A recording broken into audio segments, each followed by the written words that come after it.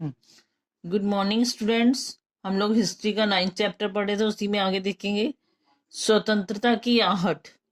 British सरकार में शामिल दल लेबर पार्टी ने भारत को स्वतंत्र करने का पूरा मन बना लिया। इंग्लैंड के तत्कालीन प्रधानमंत्री क्लीमेंट एटली ने अपने मंत्रिमंडल के कुछ विशेष सदस्यों को भारत में नेताओं से विचार विमर्श करने के लिए भेजा। इस बैठक में विचार विमर्श के बाद 2 निर्णय लिए गए। अब वो कह रहे हैं कि ब्रिटिश सरकार में जो एक शामिल था लेबर पार्टी, ठीक है, दल था, उन्होंने पूरा मन बना लिया था कि अब हम इसको भारत को स्वतंत्र कर देंगे।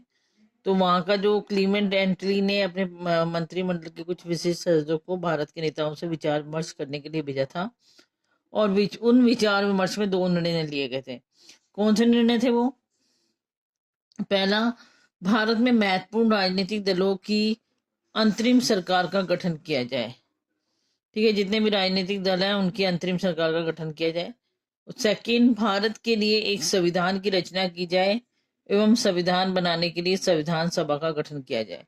ठीक है, और दूसरा क्या कह दिया था कि भारत के लिए संविधान बनाना है, और वो संविधान बनाने के लिए उससे पहले हमें संविधान सभा का गठन करना होगा तुम्हें।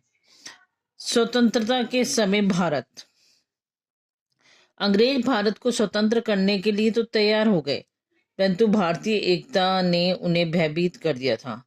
अतः उन्होंने कांग्रेस के विरुद्ध मुस्लिम लीग को भड़काया और हिंदू और मुस्लिम एकता के बीच खाई खोद दी। पूरे देश में विभिन्न स्थानों पर हिंदू मुस्लिम झगड़ों का आरंभ हो गया। दोनों ही संप्रदाय अलग अलग राज्य की मांग कर रहे थे।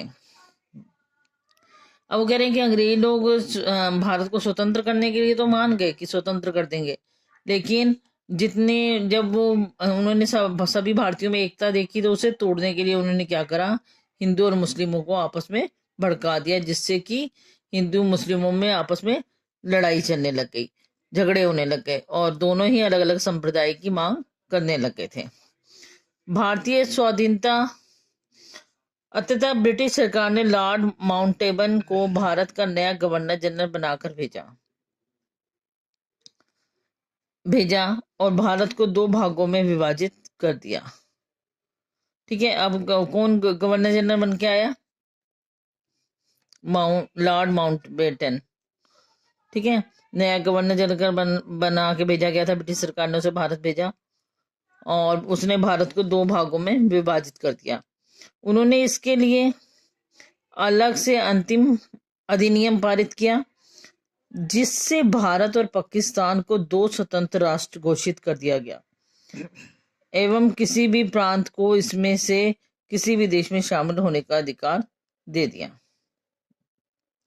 अब उन्होंने क्या करा कि एक अधिनियम पारित करा, जिसके अंदर एक तो भारत हो गया और दूसरा पाकिस्तान, 2 राष्ट्र बना दिए, और कहा गया कि बाकी के जो भी प्रांत है वो जिस मर्जी साइड अपनी मर्जी से जा सकते हैं। उनका दिल है तो भारत में जाकर मिल जाए और उनका दिल है तो पाकिस्तान में जाकर मिल जाए। ठीक है, लॉर्ड माउंटेबन को स्वतंत्र भारत का प्रथम गवर्नर जनरल बनाया गया। ठीक है, भारत का प्रथम गवर्नर जनरल कौन बना? Lord Mountbatten. भारत के प्रधानमंत्री का पद पंडित जवाहरलाल नेहरू को सौंप दिया गया और प्रधानमंत्री बनाया गया पंडित जवाहरलाल नेहरू को। यह भी निर्णय लिया गया कि जब तक भारतीय संविधान पूरा नहीं होता, भारत में कुछ सुधारों के साथ सन 1935 का नियम ही लागू रहेगा। अब उन्होंने कहा, और ये तय हो गया कि जब तक नया संविधान हमारा नहीं बन जाता भारत का, तब तक वो 1935 वाला नियम ही लागू किया जाएगा। इसके बाद विभाजन की आग। प्रथम मुस्लिम राष्ट्र की मांग करने वालों में मुस्लिम लीग के अध्यक्ष मोहम्मद अली जिन्ना मुख्य थे। उनका मानना था कि हिंदू बहुल्य भारत में मुस्लिम हितों के साथ अन्याय किया जाएगा। उनकी इस मांग से देश भर में सांप्रदायिक दंगे आरंभ हो गए। दोनों ही संप्रदाय एक दूसरे को संदेह की नजर से देखने लगे। अब वो कह रहे हैं कि पृथक निर्वाचन की मांग भी कर ली थी। ये थे मोहम्मद जिन्ना जिन्होंने की थी ये मांग। उन्होंने क्या था, उनका कहना था कि हिंदू जो है मुसलमानों के साथ अच्छा व्यवहार नहीं करेंगे, हिंदू ज्यादा है और मुस्लिम कम है तो इनके साथ अन्याय होगा, ऐसी थी। और दोनों ही हिंदू मुस्लिम दोनों ही संप्रदाय एक दूसरे को क्या देखते थे, संदेह की दृष्टि से शक करते रहते थे एक दूसरे पर। पृथक पाकिस्तान के निर्माण के साथ ही हिंदू एवं मुस्लिमों का पलायन आरंभ हो गया। पाकिस्तान से आने वाली गाड़ियां हिंदुओं से भरी होती थीं एवं भारत से जाने वाली गाड़ियां मुस्लिम लोगों से। कुछ अन्य लोग सड़क मार्ग का प्रयोग करने लगे। सांप्रदायिकता की भावना का ऐसा ज्वार लोगों में उठ रहा था कि एक दूसरे के समूह के सामने पड़ने पर यह हिंसा में लिप्त हो जाते थे। भारत में भी अनेक भागों में भीषण दंगे होने लगे। अब उन्होंने क्या कहा कि जितने भी मुस्लिम थे वो किधर जाए जा रहे थे, पाकिस्तान, और पाकिस्तान में जितने भी हिंदू थे वो कहाँ आए जा रहे थे, भारत में। तो ऐसे हिंदू और मुस्लिमों में अलग अलग ये जो थे दोनों राष्ट्र बंटने शुरू हो गए। और वो कहते हैं कि क्या था, जब हिंदू के आगे कोई मुस्लिम आ जाता था या मुस्लिम के आगे कोई हिंदू आ जाता था, उन्होंने आपस में ऐसी नफरत पाल ली थी कि उनको आपस में एक दूसरे को देखना भी गवारा नहीं होता था, और उसमें भी वो हिंसा कर लेते थे, आपस में लड़ झगड़ी बैठते थे। और इस वजह से क्या हो रहा था, अनेक भागों में हिंदू मुस्लिमों के झगड़े होते रहते थे।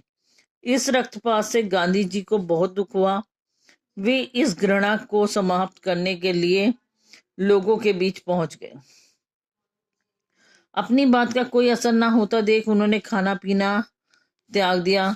गांधी जी भारत से मुस्लिमों को निकाले जाने के विरोधी थे। उनका कहना था कि जब स्वतंत्रता के लिए हिंदू और मुस्लिम दोनों ने ही एकजुट होकर प्रयास किए हैं तो देश पर केवल एक अधिकार नहीं हो सकता। अब कह रहे हैं कि लेकिन गांधी जी को जब लगा कि ये हिंदू मुस्लिम आपस में लड़ रहे हैं तो उनको बहुत दुख हुआ, और उन्होंने क्या करा कि सोचा कि इनको एकजुट कैसे किया जाए। उसके लिए उन्होंने खाना पीना छोड़ दिया, अनशन कर दिया, ठीक है, क्योंकि वो नहीं चाहते थे कि मुस्लिमों को यहाँ से निकाल दिया जाए। जब उन्हें लगा, उनका मानना था कि अगर भारत को स्वतंत्र कराने में हिंदू मुस्लिमों ने एक साथ मिलकर कार्य किया है तो आज ये अलग अलग क्यों हो रहे हैं, आज ये एकजुट क्यों नहीं हो रहे, सिर्फ भारत पर एक का ही अधिकार क्यों होगा। हिंदू संप्रदाय ने गांधी जी की इस बात का विरोध किया। ये लोग मुस्लिमों को भारत में रखने के पक्षधर नहीं थे। इन्हीं हिंदू संगठनों के एक अतिवादी सदस्य नाथूराम गोडसे ने 30 जनवरी 1948 को गोली मारकर गांधी जी की हत्या कर दी।